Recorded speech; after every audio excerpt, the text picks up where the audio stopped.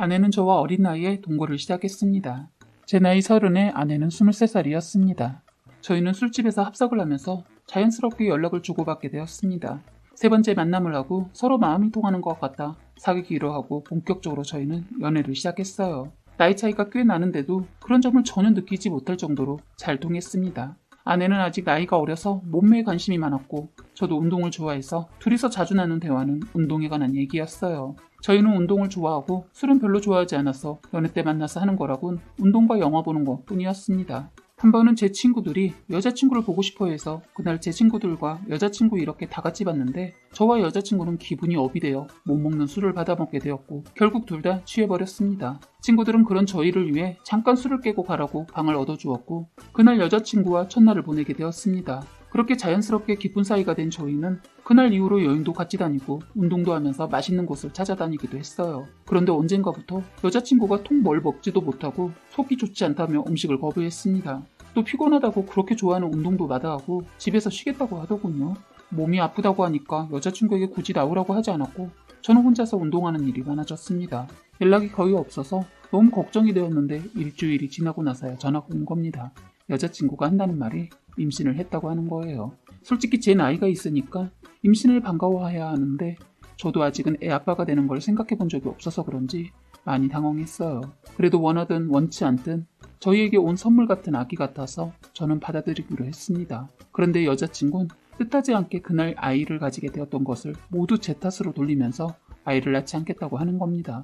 이건 아닌 것 같아 설득을 하던 도중 얘기를 들어보니 참 나이가 어려서 그런지 한다는 말이 몸매가 망가지는 게 싫다는 거였습니다. 그래도 다시 설득 끝에 결혼을 하자고 했더니 자기는 결혼은 싫고 그냥 동거를 먼저 해보고 결혼을 할지는 그때 결정하겠다고 하더군요. 이유인즉슨 아내는 시댁에 신경 쓰는 게 싫다는 거예요. 아이 하나도 힘든데 제 부모님까지 신경 쓸 자신이 없다는 겁니다. 저는 그때 다 포기하고 아내와도 헤어질까도 생각했습니다. 아기를 위해 이 길로 가야 할까? 아니면 그냥 모든 걸 내려놔야 할까? 많은 고민 때문인지 정말 살이 쭉쭉 빠져서 한 달 사이 5kg가 빠졌어요. 스트레스를 받으니까 몸이 안 좋아져서 빠르게 결론을 내린 것은 저희 집에 알리지 않고 동거를 시작하는 거였습니다. 다행히 혼자 나와서 살고 있었기에 집에 숨기는 것은 쉬웠어요. 아내 역시 처가에 거짓말을 하고 친구 집에서 생활하고 있기로 했다고 하고 나왔다고 하더군요. 배가 불러서도 처가에 왔다 갔다 했어요. 워낙 말라서 큰 옷을 입으면 전혀 티가 나지 않아서 처가에 속이는 것은 쉬웠을 겁니다. 그런데 저희 엄마를 속이는 것은 쉽지가 않았어요. 혼자 사는 아들 반찬 걱정과 청소 걱정을 하시던 엄마가 제가 회사에서 있을 때 집에 잠깐 들른 모양입니다. 저는 그 전에 일이 있어 집에 없을 거고 사정이 있어 다른 친구가 잠깐 와서 생활을 할 거라고 말까지 했는데 엄마가 그걸 잊으시고 집으로 찾아오신 겁니다. 철저하게 속이려고 비번도 바꾸고 다 했는데 때마침 아내가 마트에 들러 집으로 가기 위해 엘리베이터를 탔는데 하필 저희 엄마랑 같이 탄 거죠. 참고로 저희 아파트는 복도식 아파트입니다. 엄마는 워낙 사교성도 좋으시고 처음 본 사람한테도 말을 잘 거는 분인데 어김없이 아내에게 말을 건 겁니다. 더군다나 같은 나이니라 반가워서 말을 걸었던가 봐요. 아가씨인 줄 알았더니 임신했나 보네 하고 물었다고 하더군요. 그런데 아내가 엄마에게 아무 말도 안 하고 등을 보였다고 했어요. 엄마도 아내의 행동에 조금 당황하고 더 이상 말을 하지 않으려다 임신한 사람이 하도 무거운 것을 들고 있길래 그거 내가 들어줄까요? 하니까 남한테 지나친 오지랖은 실례예요. 했다네요. 엄마는 할 말을 잊고 속으로 싸가지 없네. 누구 며느리인지 시어머니가 힘들겠구나. 했다네요. 그렇게 둘은 잠깐 정적이 흐르고 같은 곳에서 내렸는데 그 여자가 아들 집으로 들어가는 걸 보고 엄마가 깜짝 놀라 그 자리에서 한참을 그대로 있었다고 해요. 업무에 바빠 엄마 전화를 받지 못했는데 전화기를 보니 수십 통의 전화가 왔더군요. 문자는 원래 잘 보내시지 않는데 문자까지 보내셨길래 집에 무슨 큰일이 있나 싶어 서둘러 엄마 집으로 갔어요. 집에 가자마자 엄마는 너 어떤 자식이야? 내가 널 그렇게 키웠어? 어머 무슨 말이야? 내가 뭐 잘못한 거 있어? 말하면서도 내심 설마 아니겠지 하고 모른 척 계속 물었습니다. 엄마가 너 우리 몰래 결혼했냐? 물으시더군요. 올게 왔구나 싶었습니다. 엄마는 낮에 아내와 있었던 모든 일을 하나도 빠짐없이 얘기를 하더군요. 그래서 저도 그동안 있었던 얘기를 들으니 엄마가 기가 막혀서 말이 안 나온다 하시고 아버지는 침묵을 지키다가 그냥 결혼해 딱 한마디 하고 방으로 들어가시더군요. 워낙 거뭇한 분이라 어떠한 것을 기대를 안 했지만 아내가 임신을 했다는 말에 좋으신지 입가에 미소를 띠는 모습을 처음 보았습니다. 그런데 엄마는 받아들이는 것이 좀 달랐어요. 서운하다를 시작해서 아들을 믿었건만 남보다 못하다는 둥 서운한 내색을 잔뜩 내비치셨어요.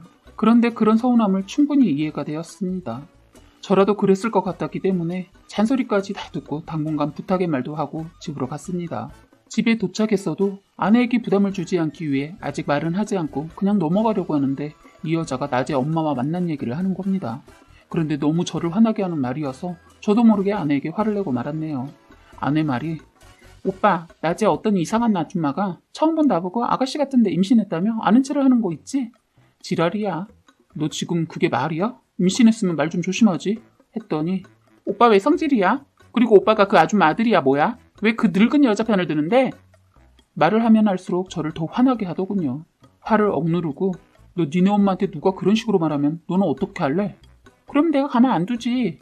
그래? 나도 지금 그러고 싶다. 이렇게 말하니까 뭐야? 내가 뭘 심하게 말을 했다고 그렇게까지. 그런 여자가 내 시어머니라면 난 가만히 안 있을 거야. 아, 생각도 하기 싫어. 오지랖. 정말 저의 인내심의 한계를 느꼈습니다. 저는 더 이상 참지 않고 그 사람 내 엄마야 했더니 손으로 입을 틀어막더니 설마 그 늙은 여자 우리 집에 안 왔어. 이제 그 늙은 여자란 말 좀 빼줄래? 하고 화난 표정을 지었더니 그때서야 상황 파악하더니 나는 아까도 말했지만 난 자신 없어. 오빠 엄마 오지랖 장난 아닌 것 같아. 워낙 엄마가 그런 건 저도 알고 있지만 내 엄마라고 했는데도 그 늙은 여자라고 하는 말이 저를 더욱더 화나게 했던 것 같아요. 그래서 서로 양쪽에 알리지 않고 배려해서 당분간 동거만 하기로 한 걸 제가 뒤집었어요. 난 더 이상 이대로 부모님이 다 하신 상황에서 모른 척 숨기면서 살고 싶지 않아. 내일 인사드리러 가자. 했더니 갑자기 나도 말했을 텐데 난 자신 없다고. 오빠만 보고 동거 결심한 거지 부모님까지 받아들일 준비 안 됐다고 하더군요.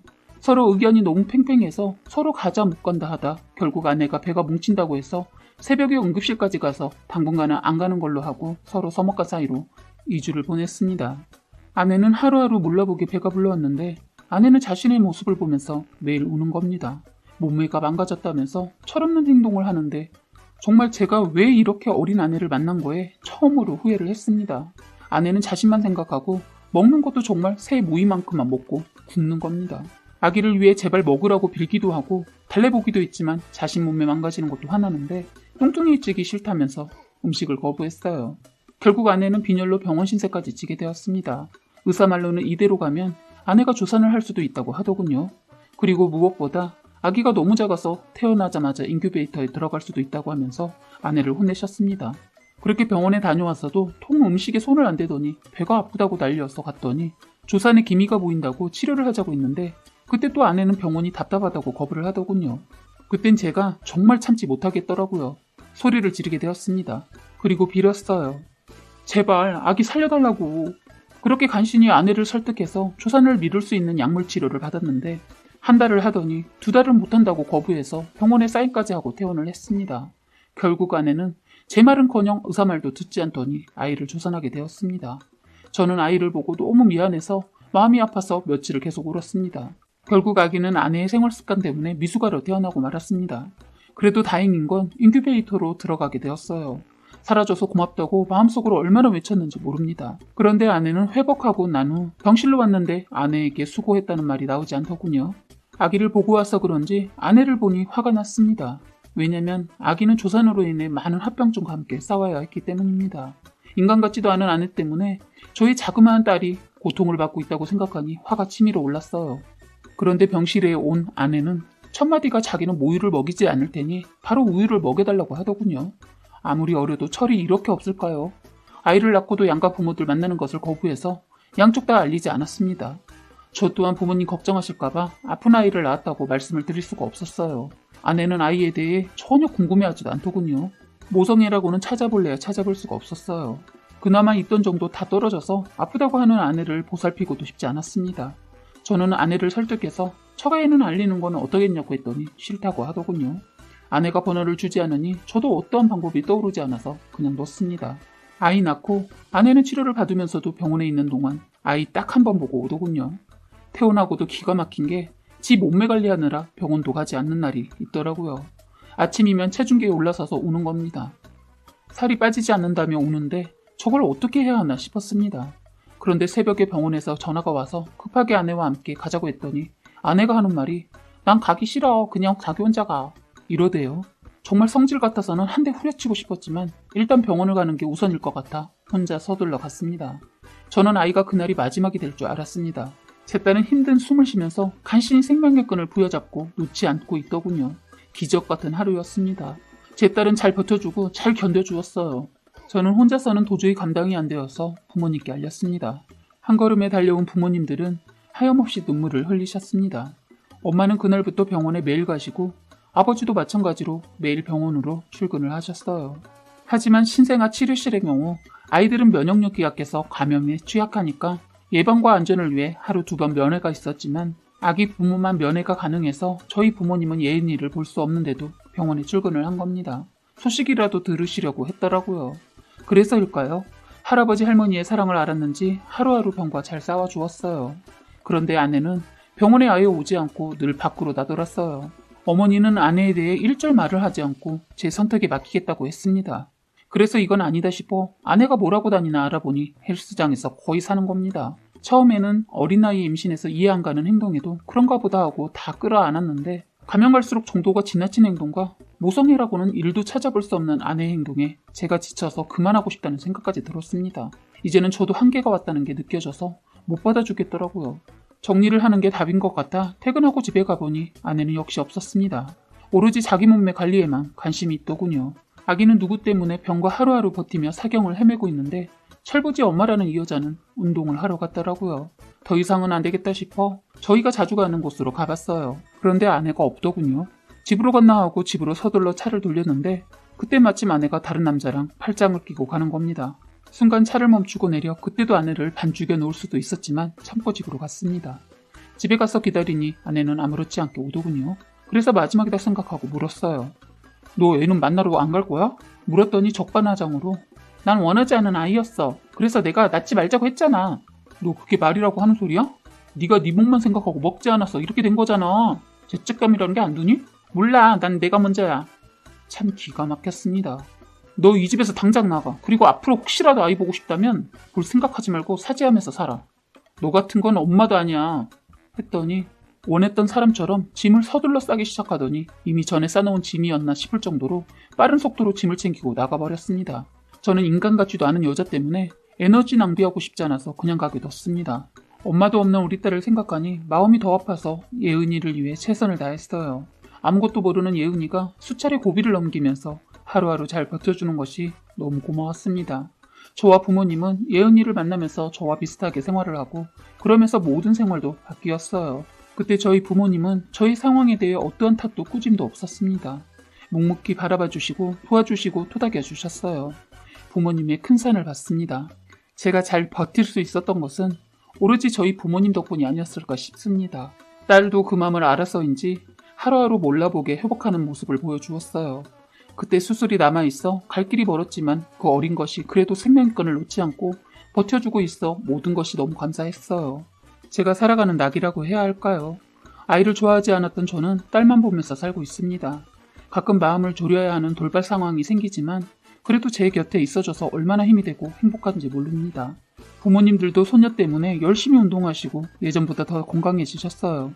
아이로 인해 집안이 사뭇 달라졌어요. 그렇게 2년이 지났을 때 모르는 번호로 전화가 온 겁니다. 설마 했는데 역시 아내였습니다. 아내는 전화를 하자마자 자기가 잘못했으니까 다시 같이 살면 안 되겠냐고 딸도 보고 싶다고 하더군요. 저는 단호하게 잘랐습니다. 절대로 다시 살 일은 없을 것이고 딸에게 너 같은 엄마는 있으나마나 하니까 행여나 딸아이 앞에 나타나면 그땐 제삿날이 될 거라고 했습니다. 그랬더니 떨리는 목소리로 아이 어디 아픈데 없냐고 묻더니 뻔뻔하게도 저에게 돈 없냐고 묻더군요.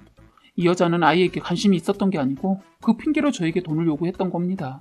끝까지 버러지 같은 행동을 하더군요.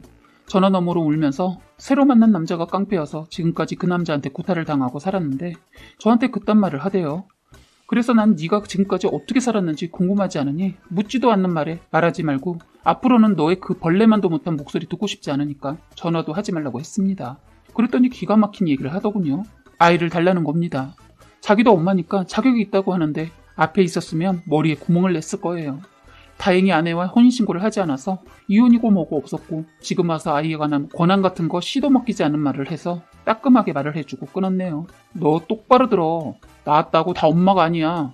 내 딸 너무 불쌍한 건 어쩌다 너라는 여자가 엄마였다는 거다. 불쌍한 딸 생각하면 이쯤에서 끝내라. 또다시 연락하면 그땐 나도 애를 위해 그동안 참았던 거 다 폭발할지 모르니까 내 앞에서 절대로 스쳐도 가지 마. 했더니 먼저 아무 말 없이 전화를 끊더군요. 그 이후로 아내는 전화가 없었습니다. 지금 저는 부모님과 함께 제 딸 예은이를 위해 살고 있으며 저는 예은이로 인해 새롭게 태어난 것 같습니다. 예은이가 태어나면서 그동안 모아놓았던 돈은 벌써 바닥이 나서 부모님 도움을 받고 있지만 앞으로 더 열심히 살아서 예은이에게 엄마의 몫까지 다 해줄 겁니다. 예은이가 부디 아프지 않고 웃음이 떠나지 않은 날만 선물해주고 싶습니다. 사랑해 예은아, 지금까지 잘 버텨줘서 고맙고 앞으로도 잘 버텨보자. 사연은 여기까지였고요. 구독과 좋아요, 알림 설정 부탁드리겠습니다.